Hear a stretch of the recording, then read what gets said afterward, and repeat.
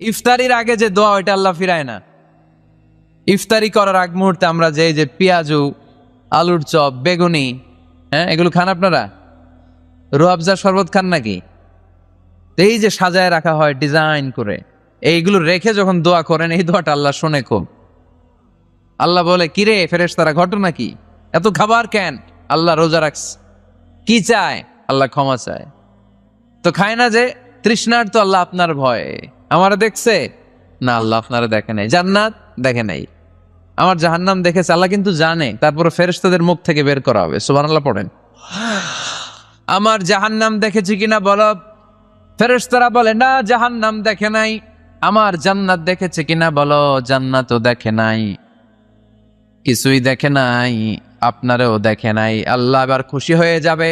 আমার খুশির জন্য আমার ভয়ে তৃষ্ণার্ত ক্ষুধার্ত সামনে খাবার হাত বাড়ালেই খেতে পারে, গ্লাসটা তুললেই পান করতে পারে, আমার ভয়ে খায় না। আমার ক্ষমা চায়, আমার কাছে ক্ষমা প্রার্থনা করে। এখন আমার বান্দা যা দোয়া করবে, বান্দার সব দোয়া আমি কবুল করে নেব। আল্লাহর ভালোবাসা সফট কর্নার খুব গ্রো করে। যোগ্য যে খুব মারতে হবে, ঠিক কিনা? সময় মতো কাজ করতে হবে। সময়ের 1 ফোঁট, অসময়ের 10 ফোঁট। সময় মতো 1 ফোঁটা দিলে যেই লাভ, অসময়ে 10 ফোঁটা দিলে ওই লাভ হবে না। সময় মতো কাজ করতে হবে। ইফতারের আগ মুহূর্তে দোয়া করবেন। আমি আর ম্যাগি, স্বাদ ও ভালোবাসার দারুণ জুটি। From Nestle. বাইনাল আযানি ওয়াল ইকামা, আল্লাহর হাবিব সাল্লাল্লাহু আলাইহি ওয়াসাল্লাম বললেন, আদ-দুআউ লা ইউরাদ্দু বাইনাল আযানি ওয়াল ইকামা। আযান এবং ইকামতের মাঝখানে দোয়া করলে ওই দোয়া আল্লাহ কখনো ফিরিয়ে দেয় না। জোহরের আযান হয়েছে, সুন্নত নামাজ পড়ে বসে আছেন, মুয়াজ্জিন সাহেব আসে না, ইমাম সাহেবও বেরোয় না। এই সময়টা অনেকে কিছুই করে না, ঘড়ির দিকে তাকায় থাকে, মোবাইল টিপে, পাশের লোকের সাথে কথা বলে। কিন্তু এটা যে it's a very high time to make দোয়া, এটা যে দোয়া করার সবচেয়ে দামি সময়, এটা অনেকে টেরই পায় না। আযান ইকামতের মাঝখানে সময় পাইলে কি করবেন? লিস্ট করবেন কি কি লাগবে। আল্লাহ আমার টাকা লাগবে, আল্লাহ আমার পয়সা লাগবে, আল্লাহ আমার স্বাস্থ্য খারাপ, সুস্থতা লাগবে, আল্লাহ আমার ছেলে নাই, ছেলে লাগবে, আল্লাহ আমার মেয়ে নাই, মেয়ে লাগবে, আল্লাহ আগামী ইলেকশনে আমি দাঁড়াইতে চাই, আমার তুমি চেয়ারম্যান বানিয়ে দিও। এইগুলো লিখবেন। সুপার শপে গেলে কিন্তু আমরা লিস্ট করি, চাল লাগবে, ডাল লাগবে, রসুন লাগবে, পেঁয়াজ লাগবে, করি না লিস্ট? দেখেন দুনিয়ার জন্য কত কনসাস আমরা, কত সচেতন।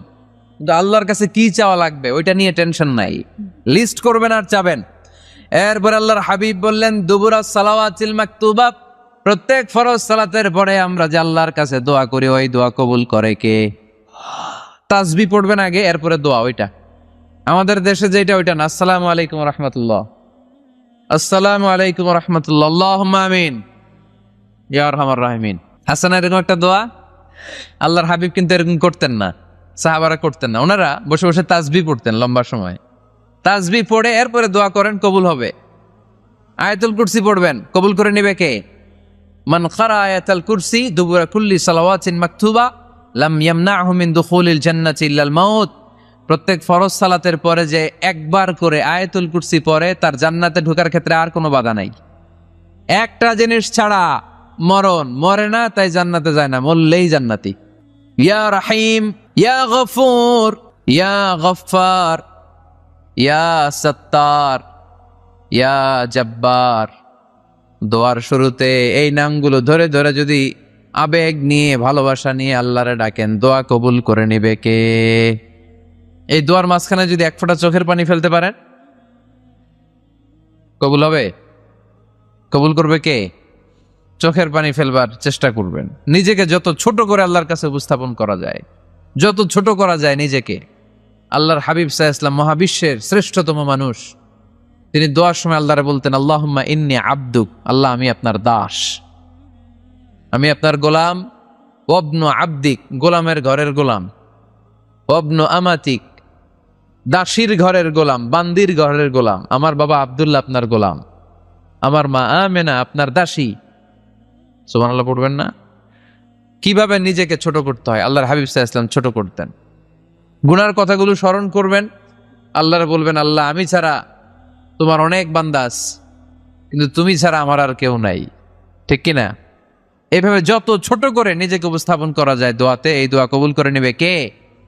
এরপরে সম্মিলিত যদি দোয়া হয়, যিনি দোয়া করবেন তার প্রতিটা দোয়ার পরে আমিন বলা সুন্নাহ।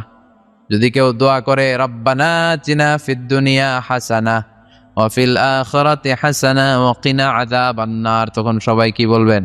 এই পদ্ধতিতে যদি আপনি দোয়া করেন, আল্লাহর কাছে প্রার্থনা করেন আর ফরিয়াদ করেন, আপনার দোয়া কবুল করবে কে? যখনই দোয়া করেন আপনার ডাকগুলো শোনে কে? তারপরেও বিশেষ কিছু সময় আছে, বিশেষ কিছু মুহূর্ত আছে, ওই মুহূর্তগুলোতে দোয়া করলে দোয়া কবুল করে কে? এর মধ্যে একটা মুহূর্ত হলো তাহাজ্জুদের মুহূর্ত। কিসের মুহূর্ত? তাহাজ্জুদ পড়েন তো আপনারা? হ্যাঁ, এখন আওয়াজ নাই গলায়।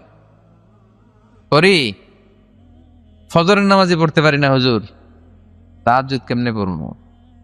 ومن الليل فتهجد به نافلة لك عسى أن يبعثك ربك مقاما محمودا। এটা এমন নামাজ, এই নামাজের পরে দোয়া করলে কবুল করবে কে? ওই মুহূর্তে আল্লাহ প্রথম আকাশে মনোনিবেশ করেন, ডাকতে থাকে কার কি লাগবে চাও, টাকা লাগবে টাকা দেব, সম্পদ চাও সম্পদ দেব, সম্মান চাও সম্মান দেব, বউ লাগলে বউ দেব। আছে না নাই? লাগবে না? এদিকে তো বেশিরভাগ অবিবাহিত মনে হচ্ছে। বিয়ে করো নাই কারা কারা দেখি? খাইছে, সবার তো বউ লাগবে দেখা যায়। আল্লাহর কাছে চাইবা, দিবে কে? দেয়ার মালিক কে? মনের বাসনা পূরণ করে কে? ওই আল্লাহর কাছে যেন আমরা চাই। বিয়ের কথা শুনলে সব সজাগ, আর গমে ধরে না। এখন সজাগ জাতি, চাইতে হয়। যুবক ভাইরা, চাইতে হবে আল্লাহর কাছে, নেককার স্ত্রী চাইতে হয়, নেককার সন্তান চাইতে হয়। তাহাজ্জুদের সালাতে যেন আল্লাহর আমরা বলতে পারি, আল্লাহ এমন জীবন সঙ্গিনী দাও, রূপবতী, গুণবতী, নেককার, যার সাথে দুনিয়াতেও থাকবো জান্নাতেও থাকবো, ঠিক কিনা? এই দাম্পত্য জীবন কি শুধু দুনিয়ায়? আমার স্ত্রী আমার সাথে জান্নাতে যাক, আমি চাই কি চাই না? মুমিনরা দুনিয়াতেও একসাথে জান্নাতেও একসাথে, ঠিক কিনা? তাহাজ্জুদের দোয়া আল্লাহ ফিরায় না। এরপর আল্লাহর হাবিব বললেন বৃষ্টির নিচে দাঁড়িয়ে দোয়া করো।